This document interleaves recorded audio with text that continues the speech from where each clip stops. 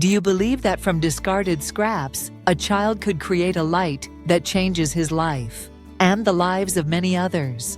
A long time ago, there was a boy named Aiden. He lived in a poor village, far away from the city. Aiden had nothing but a resilient heart. He had no shoes to wear. His bare feet were hardened with blisters from stones and dust. He had no new clothes either, only a shirt with torn shoulders and trousers full of holes. Yet inside that frail body, Aiden carried a burning dream.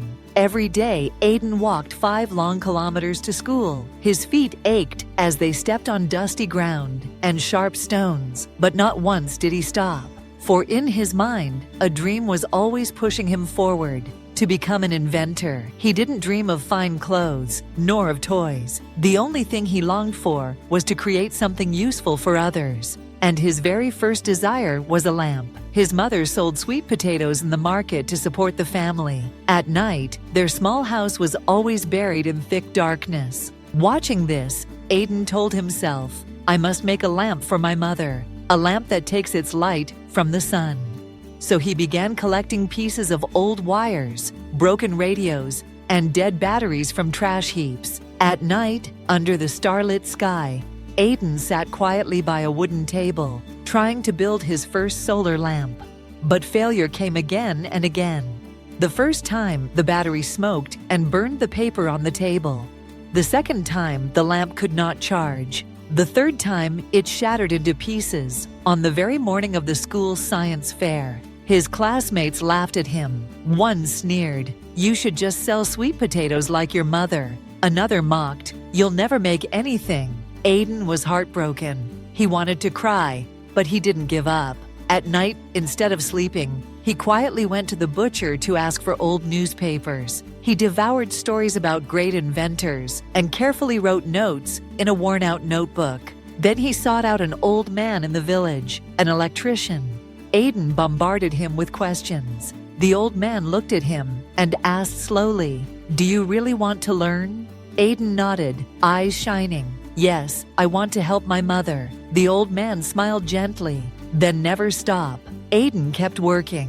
He gathered scrap metal from broken fans, connecting each small piece with patience. He ate less. His hands were always stained with grease, his eyes dark from sleepless nights. But in his little heart, the fire still burned bright. And then one day, something unexpected happened. The headmaster walked into class and announced in a deep voice, "Children, listen. Next week, a wealthy merchant will come to our school. His company will give a grand prize, searching for young inventors." The whole class burst into whispers. "A rich man, really?" a girl asked in surprise. "Yes," the teacher nodded, "and he will choose the best idea." A few days later, the merchant arrived. He carried a camera and wore a shining gold watch. He spoke with the headmaster and then declared, "We are looking for talent. We want to help one smart child." Aiden sat quietly at the back of the class. He said nothing, but Maya, his close friend, walked over to him. She looked at Aiden and gave him a gentle smile. "Try again, Aiden. This is your chance." That simple smile lit a spark of hope in Aiden's heart once more. He looked down at his thin hands. His fingers were covered in dirt, scratched and swollen with tiny cuts. His nails were dark and rough from dust and grease. But in his eyes, there was no defeat. Aiden knew that no matter how hard it was, he had to try one more time. That night, when the whole village was asleep, Aiden sat alone at the old wooden table. He gathered everything that had failed him before: broken wires, shattered glass, the useless battery that had never worked. Under the dim flicker of an oil lamp, he reopened the old newspapers, slowly reading line by line, carefully taking notes. He resoldered each connection. He tested each wire. He waited in silence, as if testing the patience of his own heart. And then, a miracle happened. The little lamp lit up. 1 hour, then 2, then 4. The light continued to burn strong in the darkness. Aiden smiled, his eyes glowing with indescribable joy. The next morning, Aiden brought the model to school, carefully placing it inside a small box. The hall was packed. The wealthy merchant stood with the camera and the judges. One by one, students stepped forward. One presented a drawing. Another showed a toy car.